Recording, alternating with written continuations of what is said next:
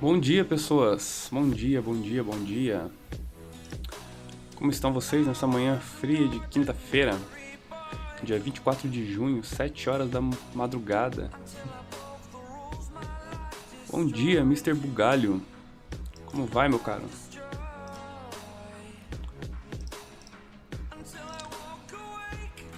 Bom dia, pessoas. Bom, ontem, na live de ontem, não sei se todo mundo assistiu, mas ela ficou salva aqui na Twitch.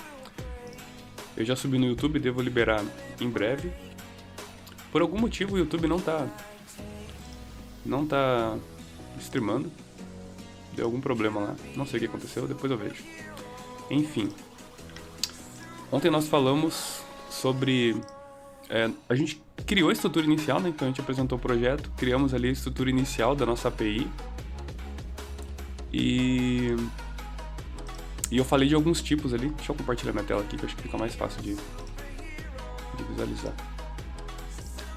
Então, ontem nós... Deixa eu abrir aqui o Core, Use Cases, User e o Register. Então, ontem nós criamos essa estrutura inicial aqui de uma função de cadastro de usuário que não depende especificamente de nada externo, de nada de fora. Essa função basicamente, ela recebe uma função de fora que vai fazer o cadastro pra gente. Então, a gente não interessa pro nosso core o que essa função vai fazer. A gente sabe que a gente só precisa saber que essa função ela vai esperar que a gente passe para ela os dados de criação do usuário e ela vai retornar pra gente uma promise de algum tipo. E a única coisa que a gente faz é garantir que essa promise ela não quebre, tá? Então, por isso nós utilizamos aqui o taskIder.tryCatch. Algumas pessoas me chamaram ontem e disseram que ficaram com dúvida do que seria o Wider e o taskIder, se perderam um pouco ali nessa parte. Então hoje a gente vai falar sobre esses tipos de dados ali, tá? Hoje a gente vai ver como é que esses tipos de dados funcionam e por que a gente utilizou eles, tá?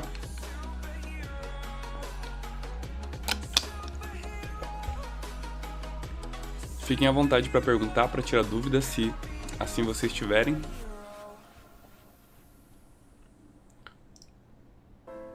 Que tá tudo certo. Bom, vamos lá. Vou começar aqui mostrando, deixa eu só abrir aqui.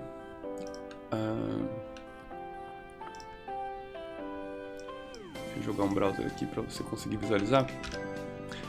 Vou abrir o playground do TypeScript para poder mostrar a ideia desses tipos aqui, tá?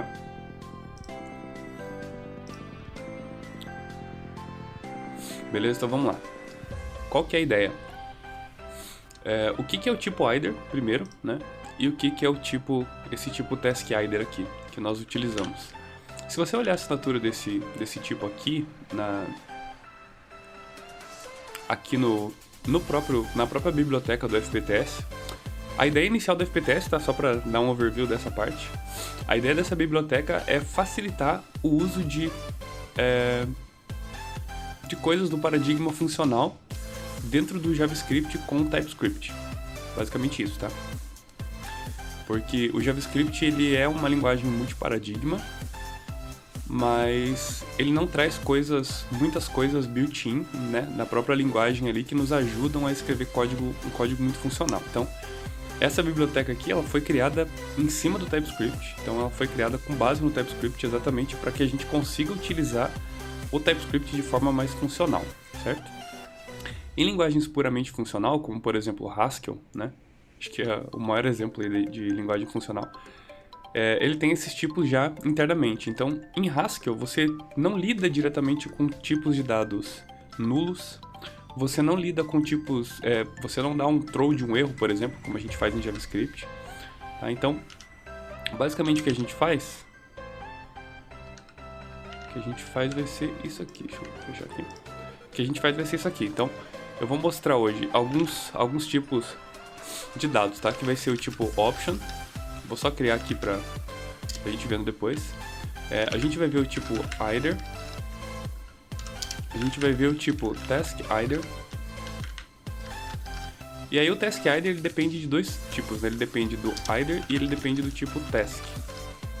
E a gente vai ver também o tipo lazy, tá? Vou mostrar pra vocês. Eu acho que vai dar tempo de a gente ver todos eles, tá? A ideia é fazer uma livezinha de 1 hora, das 7 às 8 aí. Mas acho que vai dar tempo da gente ver todos esses tipos aí, tá? Bom, começando aqui então pelo... vou começar pelo mais simples aqui, tá? Que é o tipo lazy. O que é o tipo lazy? Lazy, em JavaScript, na verdade, a única coisa lazy em JavaScript são funções. Todo o resto do código, no momento em que nós criamos o código, no momento em que nós escrevemos um código em JavaScript, né? No momento em que a gente escreve um código, ele já é avaliado, ele já é executado. Mas quando você cria uma função, a função ela é guardada, essa referência de função ela fica guardada em memória, e o conteúdo dessa função ele só vai ser executado no momento em que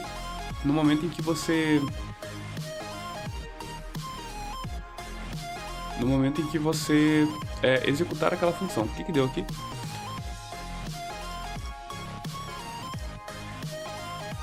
Bragamete, salve, salve! Salve, salve, meu caro, bom dia! O Nightbot deletou alguma mensagem aqui sua por algum motivo, Bragamete, eu não sei porquê, tá? Eu adicionei o Nightbot aqui, mas eu não sei se... Eu acho que talvez porque você colocou em Caps Lock a mensagem, tá? Desculpa, mas é uma configuração do Nightbot, eu realmente não sabia, foi mal. Ah, era a mesma mensagem tudo em Caps, beleza. Show, tranquilo. Bom dia, meu caro, como é que você está? Tudo certo?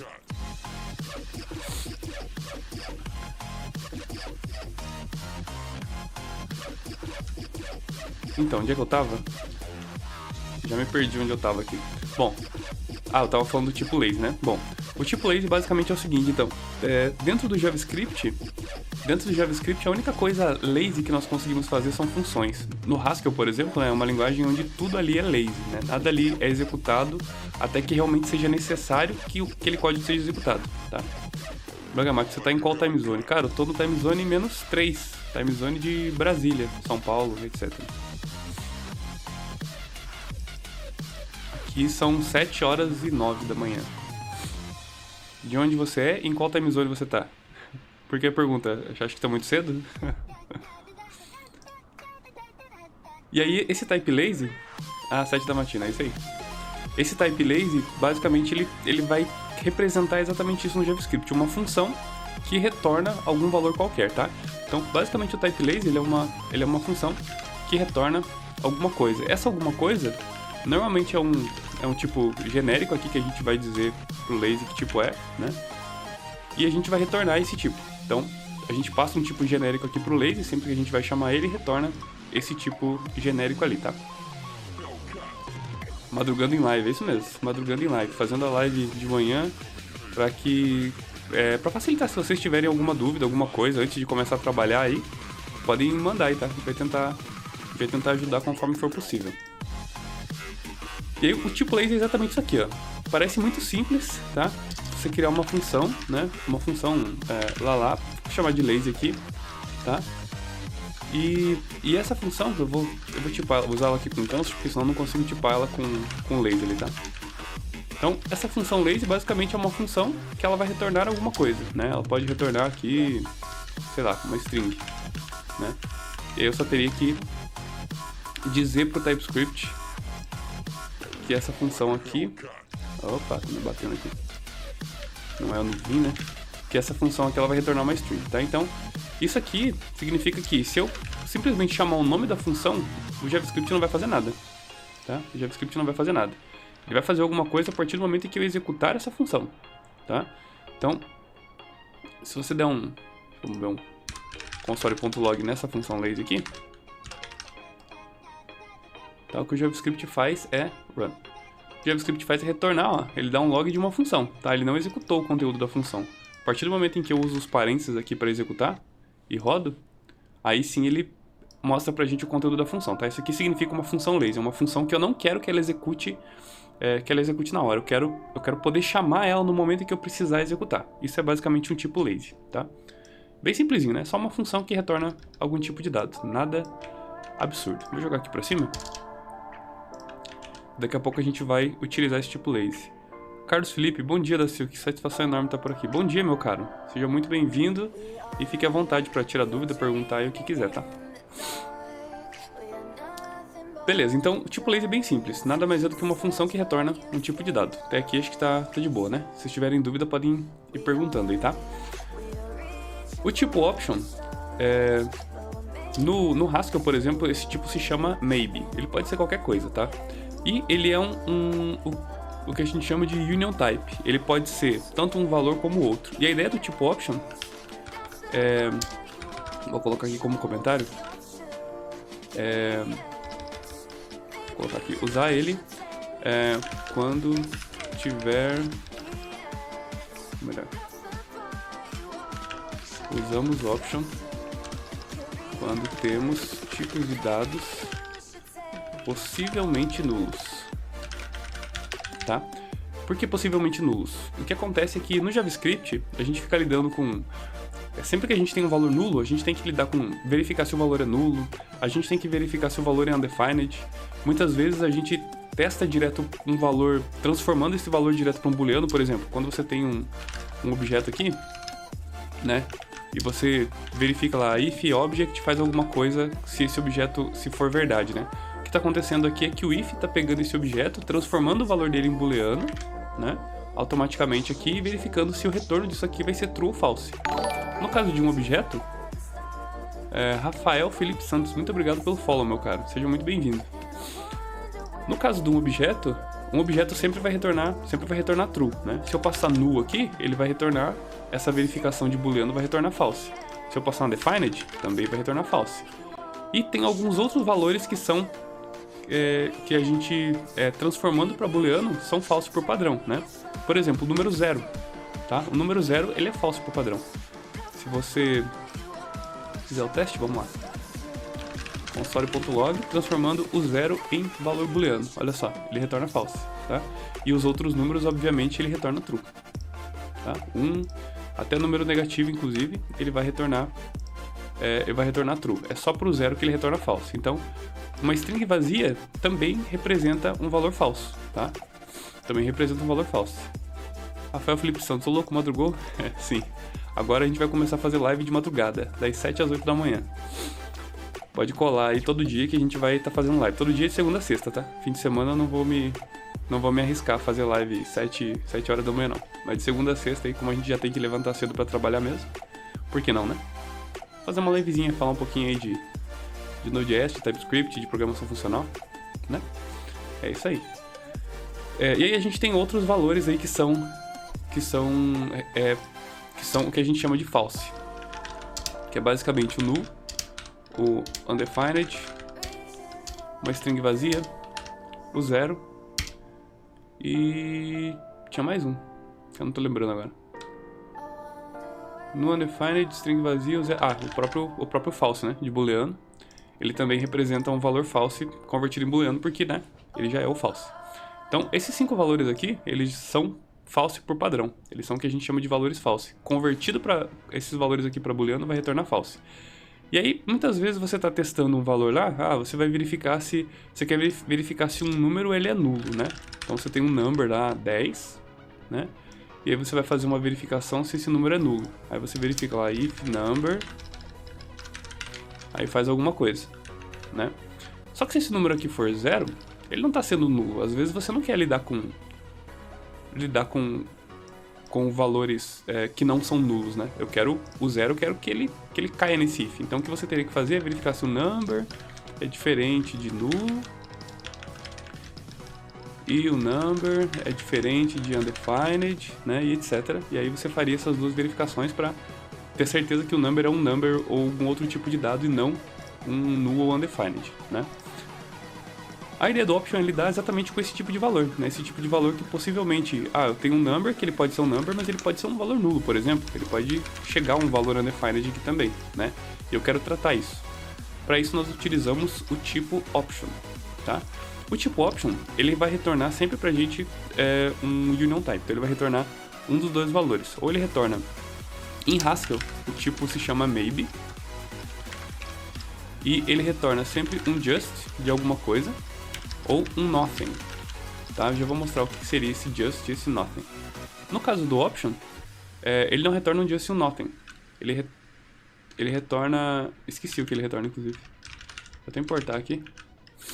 porque eu realmente não lembro. Essas horas da manhã eu não tô conseguindo lembrar. Option, eu não tô lembrando o nome. Ah, é um sum e um none, é isso aí. Aqui, ó. É um none e um sum, tá? Exatamente a mesma ideia do tipo maybe, tá? Mas ele retorna um sum de alguma coisa ou um none. O que é um sum de alguma coisa e o que é um none, tá? Vou deixar o tipo maybe aqui só pra você ver. Mas o que é um sum e o que é um none? Quando você pega um valor possivelmente nulo e transforma num option, né? Então eu peguei aquele meu number, né? Vou pegar aquele meu number, né?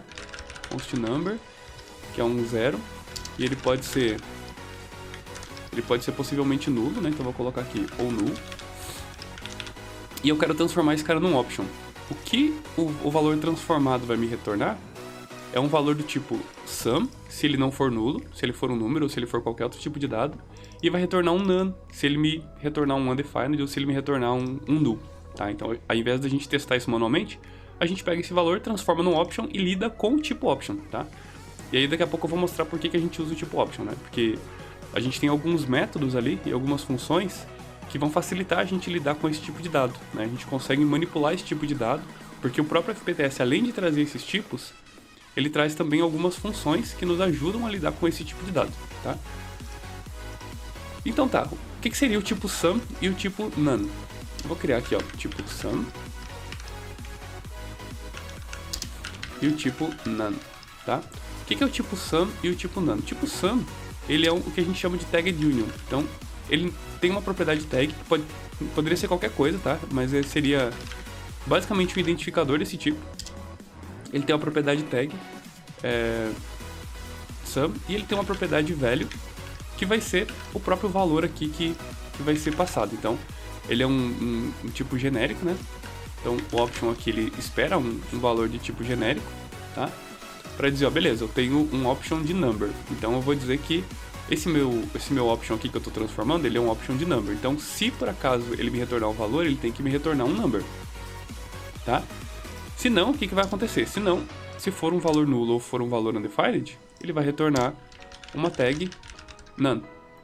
Então, olha só, ao invés da gente lidar com verificar se o number é null ou verificar se o number é undefined, a gente poderia, nesse caso aqui, verificar, né? Deixa eu pegar aqui vou colocar const number option. Eu vou criar na mão aqui, tá? Mas depois eu vou mostrar que o option ele tem funções que transformam esse tipo de dado, tá?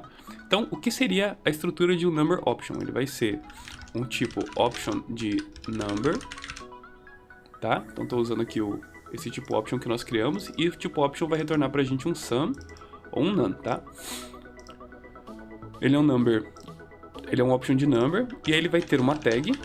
Se ele tiver um valor, né, vai ser uma tag sum, e vai ter o valor sendo o nosso dado. Então, esse nosso zero aqui, ó, ele foi transformado em um objeto que tem uma propriedade tag e uma propriedade value, tá?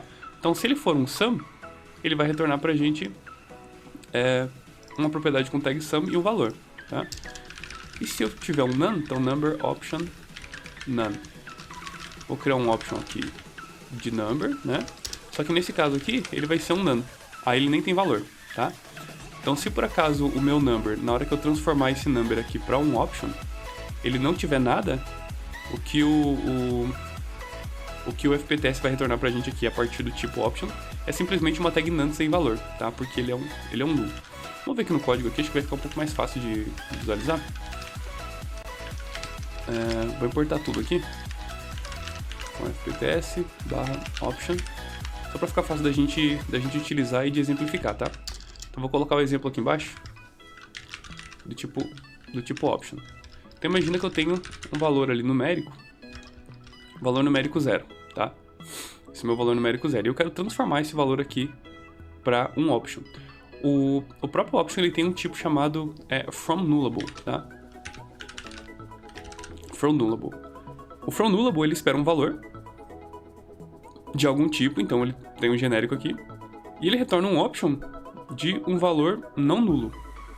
O que isso quer dizer? Isso significa que ele vai pegar o nosso valor qualquer que nós estamos passando, então no nosso caso aqui o number, tá? Vou pegar um result aqui e dar um console.log aqui no result só para não utilizar, mas se você olhar o tipo do result, ele está dizendo que ele é um option de number, tá? Se você tentar utilizar aqui o autocomplete, ó, coloquei o ponto aqui, ele me deu uma propriedade tag. Eu tenho um número aqui, né? O número é 0. Ele não me deu aquela propriedade value. Ele me deu uma propriedade tag. E se eu utilizar ela aqui, ele vai dizer que o tag pode ser um none ou pode ser um sum. Tá? Porque é isso que o throw nullable retorna. Então, como ele retorna um none ou um sum, a gente precisa ter sempre uma forma de verificar qual é esse tipo de dado. Se ele é um none ou se ele é um sum, para o TypeScript saber exatamente como faz isso. E pro option fazer isso, para a gente saber isso com o option, nós utilizamos o que a gente chama de type guard, tá? Ele tem umas funções de type guard para verificar se o tipo ele é um tipo sum ou ele é um tipo none, tá? Vou mostrar aqui. Então eu criei o result aqui, que na verdade seria o meu number option, tá? Então a partir do meu number aqui eu criei um from nullable a partir do meu number, que ele pode ser tanto null como pode ser um número. E aí eu posso verificar, dentro do tipo option, ele tem uma função chamada isSum, por exemplo, e uma função chamada isNone. O que é essa função isSum e essa função isNone? Se você olhar o tipo dela aqui, você vai ver que ela é o que a gente chama de type guard. Type guard no TypeScript é uma função que ela vai receber um valor e vai retornar um valor booleano, tá? Mas esse retorno a gente representa no TypeScript assim, a gente diz que o argumento que está sendo passado, esse FA aqui, tá? Ele espera um argumento aqui ó, do tipo option. Esse argumento que está sendo passado, ele vai dizer que ele vai ser obrigatoriamente do tipo none, se eu utilizar o isNone, tá? Então, se o retorno dessa função for true, o que acontece é que eu estou dizendo que esse meu option aqui, ele é um none, tá? Eu estou garantindo que esse option é um none. E, da mesma forma, o isSum, se você olhar a assinatura dele, olha só, ele é um isSum de alguma coisa, ele vai receber um option. Consigo, cara, foi mal. Me diz aí se... tem umas músicas que às vezes ficam fritando e eu nem percebo aqui, que eu deixo mais baixo pra mim aqui, e às vezes eu nem percebo. Me diz aí se tá legal. Se tá legal, tem que baixar mais.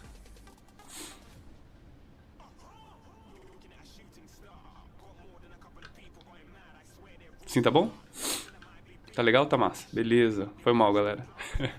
A gente coloca a musiquinha pra animar um pouquinho e às vezes fica zoadaço. Show. Beleza, gente. Então vamos lá. Então, e o isSum ele vai retornar isso aqui. Ele vai esperar um option e ele vai dizer que se por acaso o retorno dessa função for true, ele vai dizer que o argumento é exatamente um sum, tá? E por que isso aqui é importante? Lembra que se você tentar ver o tipo do number aqui, se você utilizar, por exemplo, o number option ponto, ele vai te dar só a tag, né? Às vezes eles removem um áudio quando tem música no fundo, isso quando não removem um vídeo. Ah, sim, é que essas músicas aqui são sem copyright, tá? Essa que eu tô passando aqui. Eu peguei uma playlist de música sem copyright, então essa aqui eles não vão remover, não. Pode ficar tranquilo. Normalmente é quando música com copyright, eles removem mesmo. Então aqui, se você tentar pegar a propriedade aqui, ou algum valor do number, ele vai te dar somente a tag. Mas, quando você usa dentro de um if, por exemplo, passando aqui, usando os type guards, então eu vou usar aqui o number option, né? Aqui eu estou dizendo que dentro desse if, dentro desse bloco aqui, o valor ele vai ser com certeza um sum, né? Então se isso aqui retornar true, é porque o valor de number option com certeza é um sum. E aí olha o que acontece, o TypeScript ele consegue inferir isso para mim. Se eu apertar o ponto aqui agora, veja que ele me deu uma propriedade tag, que é um sum, agora não é um none ou um sum, agora com certeza ele sabe que é um sum. E ele me dá a propriedade value, que ele sabe que é um number, tá? Então aqui dentro eu tenho a garantia de utilizar o valor somente numérico. Por quê? Por causa do type guard, tá?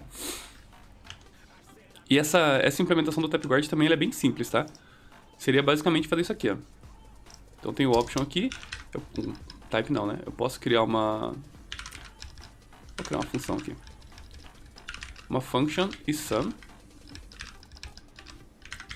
que ela vai receber um option, tá? Que é um valor do tipo option de alguma coisa. E ela vai retornar... Escrevi errado aqui. Unknown, isso. Ela vai retornar um option de alguma coisa, que né, não interessa pra gente necessariamente o que é esse cara. E ela vai retornar o quê? Ela vai dizer que o option is um sum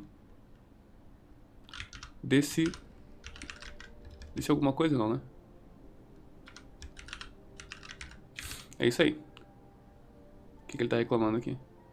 Function foi declarada... Ah, tá, porque eu não tô retornando nada, né? E o que eu vou fazer? Eu simplesmente vou verificar se esse meu option.tag ele tem a tag sum. Então eu não preciso verificar se é um true, se é um null, se é um undefined, né? Eu verifico se ele tem a tag sum. Então, assim que eu criei um option, ele vai ter sempre uma tag, né? Ele vai ter ou a tag sum ou ele vai ter a tag none. Então é isso que eu verifico aqui, né? E aí se você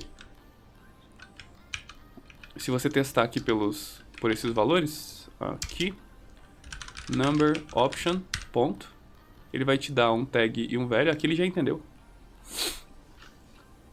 Por algum motivo ele já entendeu aqui que eu... Ah, tá, porque aqui eu tô definindo ele como um sum diretamente, né? Então ele já te dá o tag value. E o number option none, ele vai te dar só tag porque é um none, né? Mas é que nesse caso aqui a gente já tá definindo diretamente aqui esses caras como um sum e como um none.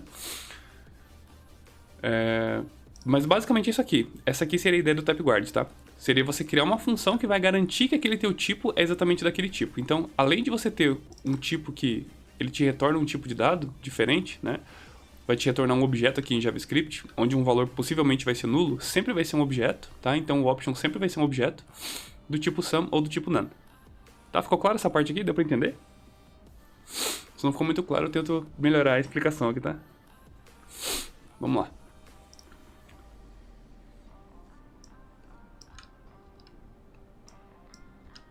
Acho que aqui deu pra entender essa parte. Deixa eu tirar o exemplo aqui. Deu pra entender? Boa. Massa. Então tá. Então o option a gente usa quando nós temos tipos de dados possivelmente nulos. Tá? Essa é a ideia do option. No caso do baby seria, ao invés do sum, uso just, e ao invés do none, uso nothing. Tá? Isso aqui é só nomenclatura que é utilizada no Haskell. Mas é exatamente o mesmo tipo de dado. Tá? E aí nós temos os outros tipos, né? O tipo either, o tipo task e o tipo task either. O que são esses tipos? O tipo either, usamos either ou either quando temos algum valor que possivelmente vai disparar um erro, tá? Então, é um valor que ele pode ser um valor ou ele pode dar um erro, tá? Como assim? Pensa nesse caso aqui, vamos lá. Deixa eu ver um exemplo bom aqui. Se você acessar aqui a API do Node, no REPL do Node aqui, e o Node ele tem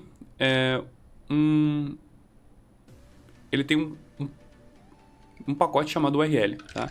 Então eu vou importar aqui o URL, que é uma API que tá interna, tá? Require URL. Aí esse URL aqui é um construtor, tá? Esse URL é para verificar se uma URL é válida ou não. Então, se eu criar aqui, por exemplo, se eu utilizar aqui, ó, new URL e passar uma string vazia, ó, ele vai disparar um erro. Ele vai dar um type error dizendo que essa é uma URL inválida. Tá? Se eu passar um new URL, passar um http, google.com, beleza, ele vai me dar um objeto dizendo que essa URL aqui é válida. Tá? E se eu tentar passar um outro tipo de dado, tipo um objeto, por exemplo, ele vai dar um throw num error também, tá? Então, esse é um caso aqui onde a gente, para não permitir ele dar o throw, a gente pode utilizar o tipo either, tá? E aí a gente não permite... uma outra informação importante também é que a gente não quer permitir que os nossos tipos deem erro ou que os nossos tipos eles sejam nulos para não quebrar a nossa pipeline. Então, sempre que a gente está utilizando uma pipeline e a gente está utilizando valores... Então imagina, eu posso pegar um valor aqui de data e eu posso criar uma validação. A gente vai fazer isso, né? Então validate user, por exemplo, né? Aí o validate user, ele pode me retornar, por exemplo, um either, né? Que vai verificar se por acaso deu sucesso ou deu erro com os meus dados aqui, ao invés de eu dar um throw, por exemplo. Ou se por acaso esse cara ele for dar um throw, eu posso utilizar o either.tryCatch, que vai pegar esse validate user aqui, né? Vai pegar o valor do meu dado e vai... esse data aqui. E vai transformar ele num either. Então, se por acaso ele for dar erro, ao invés dele dar um erro, ele vai fazer exatamente como o option faz. Ao invés de O option, ao invés de retornar um valor nulo, ele vai retornar um none ou um sum. O either, ele retorna um valor do tipo right ou um left, tá? O que é o right e o que é o left? O right é sempre que der sucesso, ele vai retornar um right de alguma coisa, e aí o either ele recebe aqui um tipo para o erro e um tipo para o sucesso, tá? Então, se der sucesso, ele vai retornar um right desse tipo aqui de sucesso. Se der um erro, ele vai retornar um left de erro, que pode ser um new error mesmo, ele pode ser uma string, pode ser qualquer coisa, tá? Você que define. A única diferença é que ele não vai dar throw no erro. Ele vai retornar um objeto pra gente exatamente como o option faz, tá? E esse tipo right e esse tipo left é exatamente a mesma ideia do sum e do none, tá? Então eu vou ter um right de A, que é um objeto, que ele vai ter uma tag right, e ele vai ter uma propriedade right, que vai ser o próprio tipo de dado do valor aqui que ele está esperando, tá? Então pode ser um right de qualquer coisa que a gente vai definir, certo? E o tipo left é exatamente o mesmo esquema, um left de erro, onde ele vai ter uma tag left e ele vai ter uma propriedade left desse erro aqui, tá? Que não precisa da vírgula, né? Certo? Então é muito parecido com o tipo option, com a diferença de que o either é pra gente lidar com erros. Então, se a função que você está utilizando, ou a expressão que você está utilizando, ela pode dar um throw no error, usa o either, tá? Que aí o either ele vai te retornar sempre um left ou sempre um right. Nunca vai te retornar um erro direto. E aí, o either, ele tem as funções para transformar valores em either, né? Deixa eu ver se importei aqui. Importei. Então, a ideia do either é a seguinte. A ideia do either é exatamente a gente conseguir pegar um valor lá aqui. Vou criar aqui uma function. Vou chamar ela de throw error. E ela dá throw num new error, deu erro, tá? Então imagina aquela nossa função de URL lá, né? E aí, para eu transformar essa função aqui em um either, eu vou usar o either.tryCatch, passando o valor que eu quero, então passando esse meu throw error aqui, que ele pode possivelmente dar um erro. Deixa eu pegar o result aqui. E aqui o result ele vai dizer que ele é um either, de alguma coisa, tá? Ele vai pegar o nosso valor e vai transformar ele num either de alguma coisa. E aqui o result.tag, né, ele pode ser tanto left como right. E aí o either, ele também tem as funções de type guard. Ó o Marcoley. Fala, Brod. Bom dia, meu caro. Tudo certo? E aí o either, ele também tem as funções de type guard dele, né, que verificam se o valor é um right, tá? E eu posso passar aqui o meu result. E aqui dentro ele vai ter certeza que esse meu result é um right. Então ele já vai me dar a propriedade right ali, tá? Que aqui ele deu como unknown. Porque, né, eu tô dando o erro direto aqui. E se por acaso não for, na outra, se eu tiver um else, por exemplo, aqui, ele sabe que o meu result, ó, ponto, ele é um left, tá? Ele é uma tag left. E aqui eu tenho a propriedade left, tá? E aí ele vai me dizer que, beleza, aqui deu um erro por algum motivo, eu tenho essa propriedade left que eu posso tratar, ao invés de lidar diretamente com o throw e ficar colocando try catch lá na minha aplicação, né? Try, catch. Se acontecer alguma coisa, ao invés de usar o try catch, a gente usa a função try catch, né? Que retorna pra gente uma expressão. Então, a gente consegue lidar com expressões e lidando com expressões a gente não quebra a nossa pipeline, a gente mantém a nossa pipeline intacta. Beleza? Então, essa aqui é a ideia do tipo either, tá? E aí tem o tipo task. O que é o tipo task? O tipo task, ele é utilizado quando você tem... usamos task para funções que retornam uma promise que nunca quebra, tá? O que é uma promise que nunca quebra? Pensa no seguinte caso. Você tem uma função lá, que né, essa função, esse construtor de URL aqui, né? Vou criar aqui uma função getURL. E aí você vai colocar manualmente lá um try-catch na tua aplicação, que vai dizer o seguinte, ou melhor, vou colocar aqui um isURL, né? Para verificar se o valor entrado aqui é uma URL. Então você cria uma variável aqui, utilizando o newURL, passando essa URL, tá? E se por acaso der tudo certo, você dá um return true. Se não, você dá um return false. Essa função isORL aqui, ela nunca vai dar um erro. Ela nunca vai quebrar, tá? Por quê? Porque eu estou tratando aqui com try-catch. Então, ela vai me retornar sempre um booleano, sempre um true ou um false. Então, isso aqui a gente pode dizer que é uma função do tipo task, tá? Uma função do tipo task nada mais é do que uma função que retorna uma promise de alguma coisa. Tá? Basicamente isso aqui. Esse seria o tipo task. Mas a gente viu que o tipo lazy, ele é uma função que retorna alguma coisa. Então, o tipo task, ele, ao invés de ser uma função que retorna uma promise de alguma coisa, ele pode ser um lazy de uma promise de alguma coisa. Certo? Deu pra entender aqui? Então aqui eu tô dizendo que o task ele é uma função mesmo. É um lazy de promise de alguma coisa, tá? Ele não vai quebrar. É pra função que nunca quebra, tá? Bem difícil a gente utilizar o tipo task diretamente assim, tá? Mas eu só falei do tipo task para apresentar o tipo task either. Então a gente tem o either, que é para quando nós temos algum valor, vou colocar aqui algum valor síncrono, que possivelmente vai disparar um erro, tá? Então nós usamos o either. A gente usa task para função que retorna uma promise e nunca quebra. E o tipo task either para funções que retornam uma promise que possivelmente dispara um erro, tá? Então o task either é a junção do task e do either. Só isso, tá? Basicamente isso aqui seria a ideia do task either. É uma função, é um lazy, né? É um lazy de promise, por exemplo, né? É uma função lazy de promise, ou no caso, uma task de alguma coisa, né? É um lazy de promise, é uma task de either, que pode ter um erro e pode ter um valor, tá? Então essa seria a ideia do task either. É exatamente um either, só que envolvido numa task, envolvido numa função que retorna uma promise, tá? É isso aqui. Então não tem muito segredo. Basicamente os tipos base ali são o tipo either.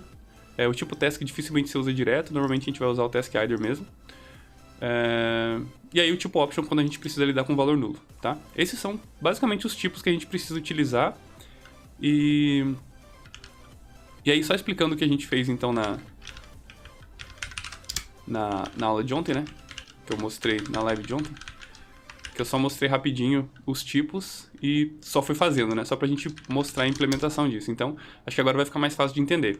O que acontece? O outside register é uma função de fora. Então, é uma função que nós esperamos que pode vir de um banco de dados, por exemplo, alguma coisa do tipo, né? É uma função que vai fazer uma chamada de banco de dados ou qualquer coisa, que a gente não sabe. A única coisa que a gente sabe é que ela vai retornar uma promise e a gente vai passar para ela os dados de criação do usuário, né? Nós passamos aqui os dados de criação do usuário para que essa função salve ou faça o que quiser com esses dados, né? Não interessa para a gente aqui no core. E aí, essa função try-catch aqui do task either faz exatamente isso. Ela transforma essa função aqui, que é uma promise que possivelmente quebra, em um task either, né? Que seria basicamente uma task, né? Uma função que retorna uma promise de um either.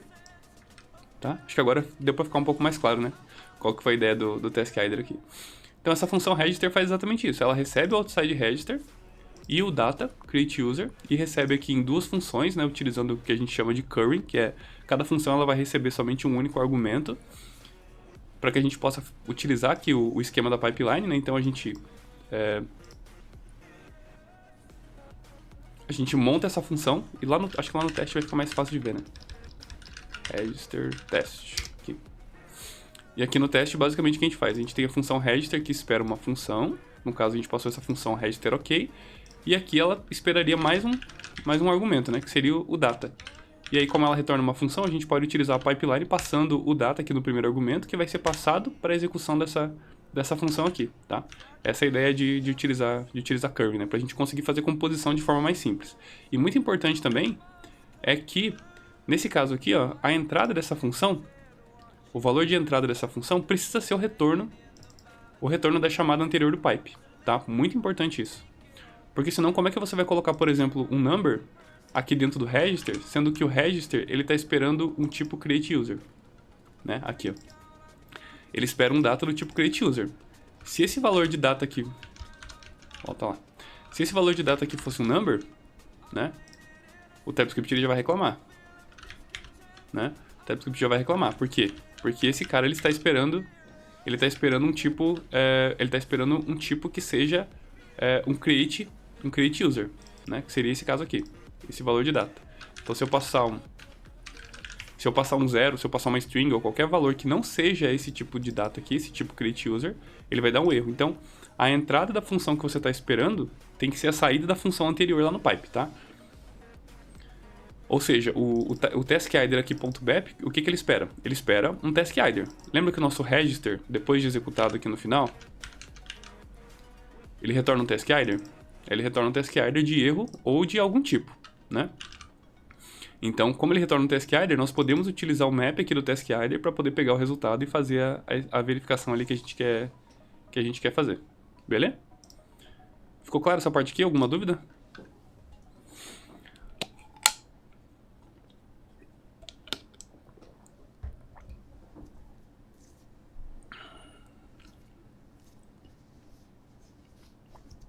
Tá top? Tá massa? Show de bola. Bom,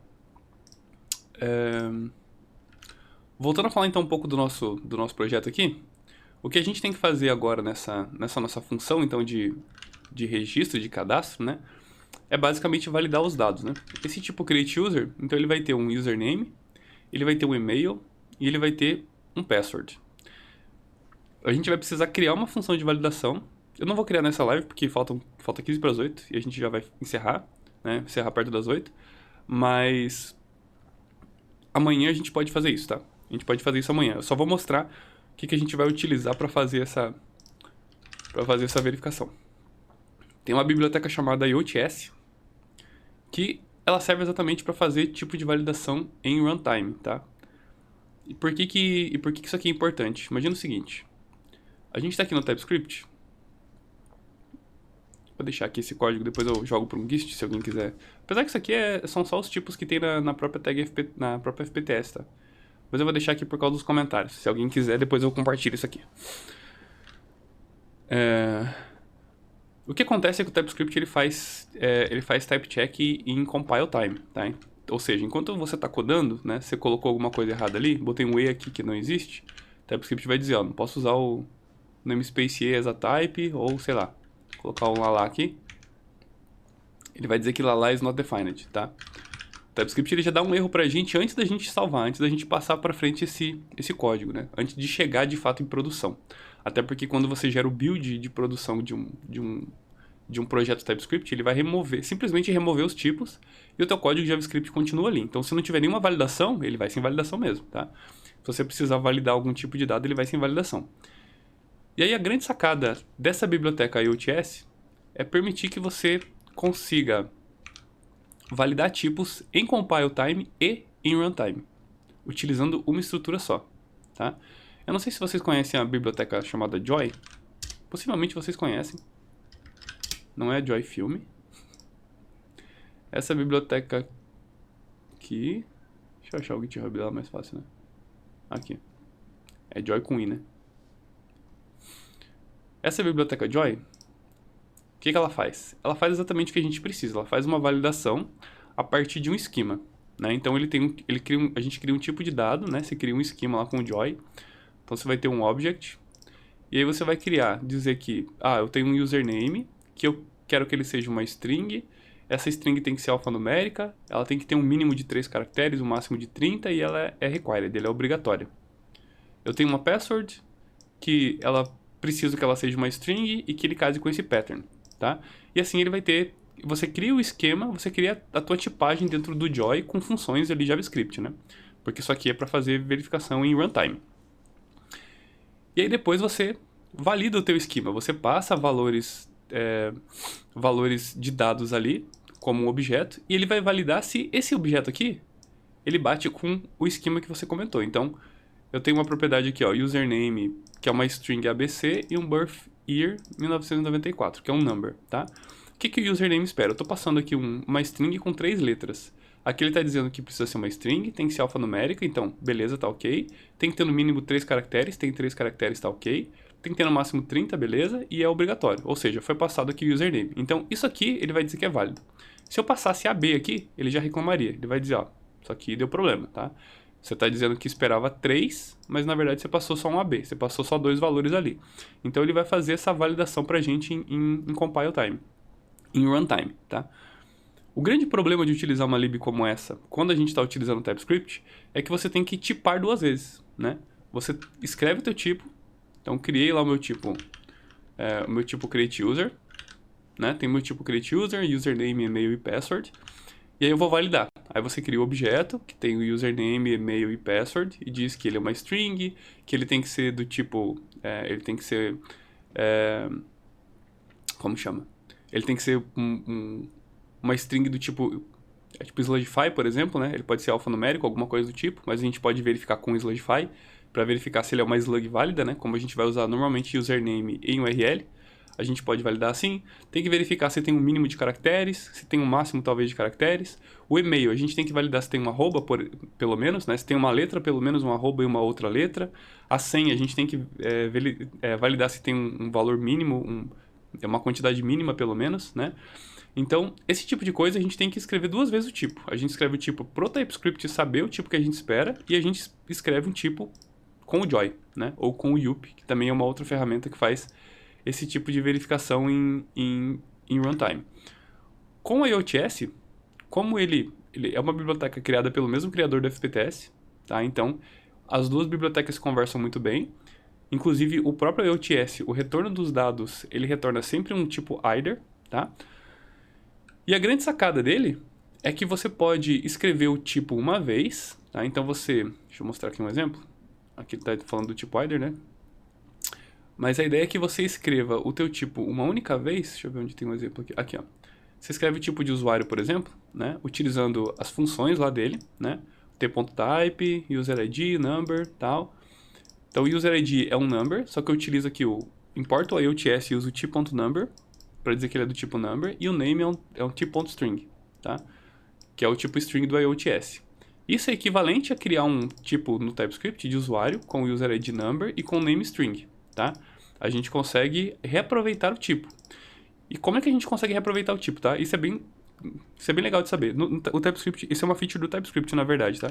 Você pode ter, por exemplo, um objeto person, tá? Que ele tem uma propriedade name, sei lá, da Silk. Vou colocar aqui o age 36, tá? E você consegue extrair o tipo desse objeto aqui com o TypeScript para criar um tipo. Então, eu posso criar um tipo a partir desse tipo ali. Posso criar um tipo person, que vai ser um typeof de person. Olha o que acontece. Deixa eu ver se dá pra passar o mouse em cima aqui e ver. Aqui, ó. O tipo person agora ele tem uma propriedade name, que é uma string, e um age, que é um number. Então é exatamente essa tática aqui que o FPTS cria. Você cria um objeto lá com o t.type, né? Aí você vai fazer o teu esquema com o t.number, né? Que é tudo JavaScript normal. E aí ele tem uma função chamada typeof, onde você vai utilizar o typeof, tá? Porque ele retorna o que a gente chama de codec, esse tipo type aqui, tá? Lá no IOTS. Ele retorna o que a gente chama de codec. E esse codec é que vai fazer a validação que a gente precisa. Amanhã eu mostro um pouco mais sobre isso, tá? Mas é só para você saber como é que isso vai funcionar. E aí você utiliza o typeof, dizendo que eu quero pegar o typeof de person e transformar num tipo, tá? Você tem que utilizar esse typeof aqui do IOTS, porque esse person retorna um objeto gigante lá, que seria esse codec, e aqui, usando esse typeof, ele extrai somente o objeto final, tá? Para poder pegar os tipos mesmo e você poder utilizar o typeof. Então, é exatamente isso aqui, ó. Tem até um exemplo aqui no site. Aqui, ó. Um user, então você tem o objeto user aqui, ó, que é um user_id t_number, um name t_string, e aí aqui você utiliza o typeof user e ele vai retornar exatamente esse tipo aqui pra você, tá?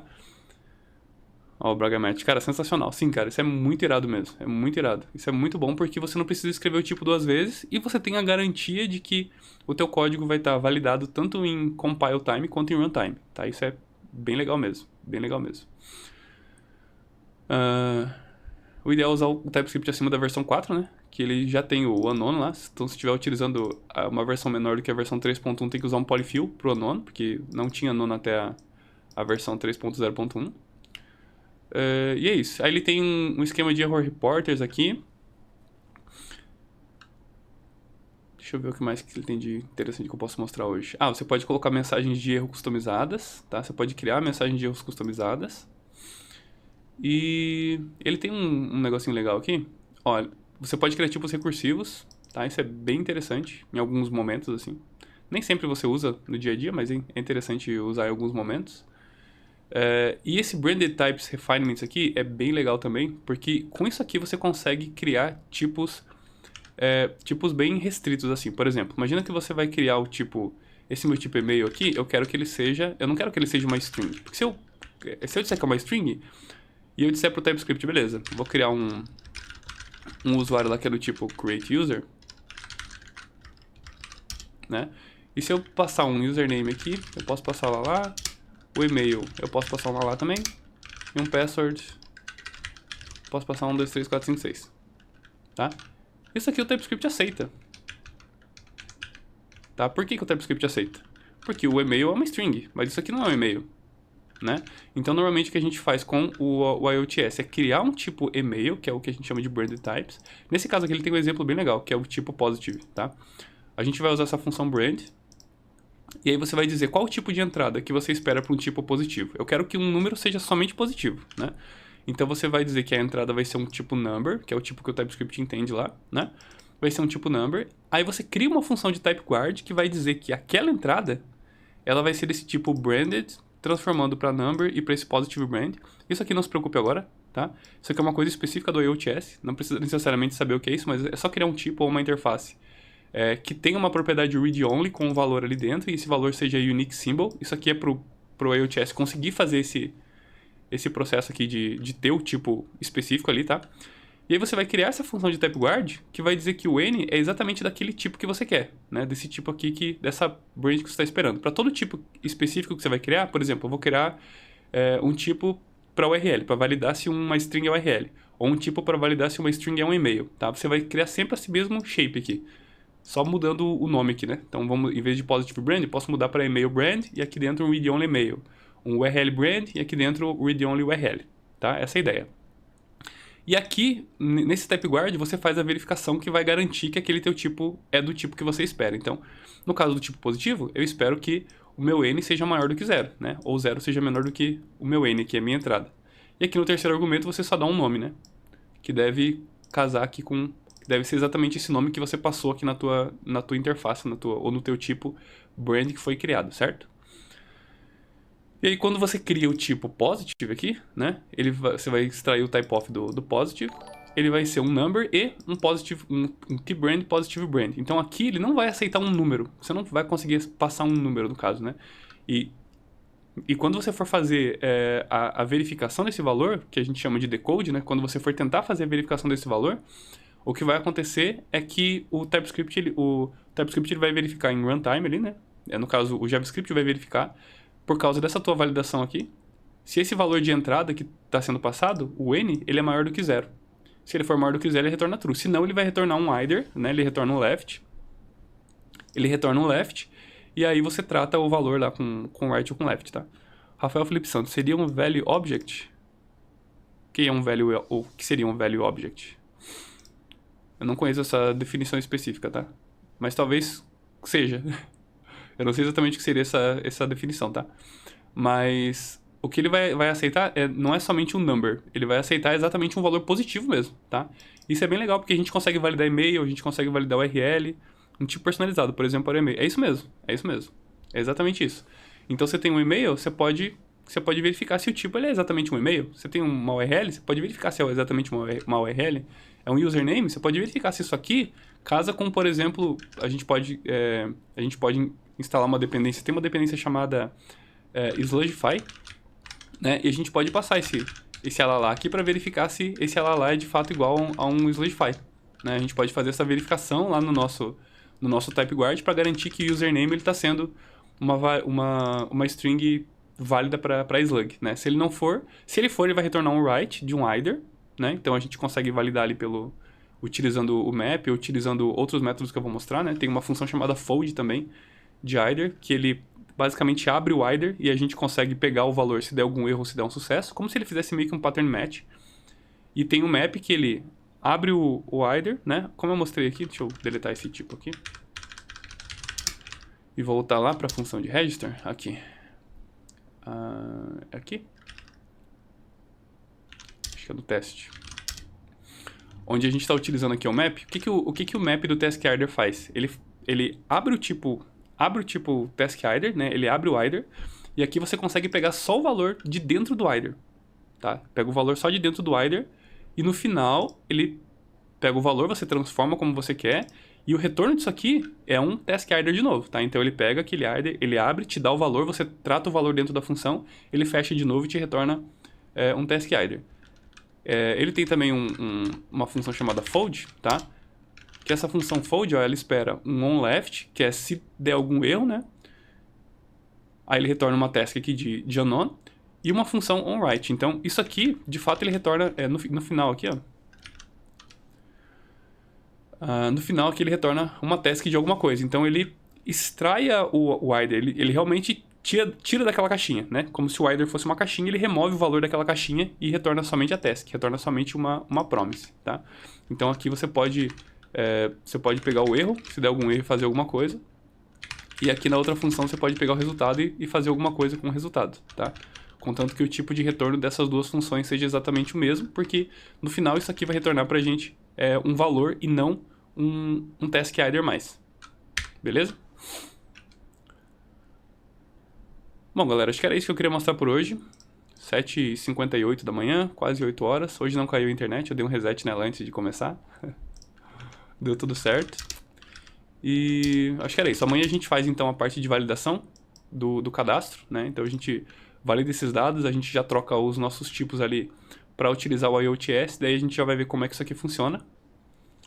E é isso. Era isso por hoje. Obrigado por todo mundo aí que colou. Obrigado por todo mundo aí que participou. E amanhã estaremos de novo nesse mesmo bate-horário, nesse mesmo bate-canal. Beleza?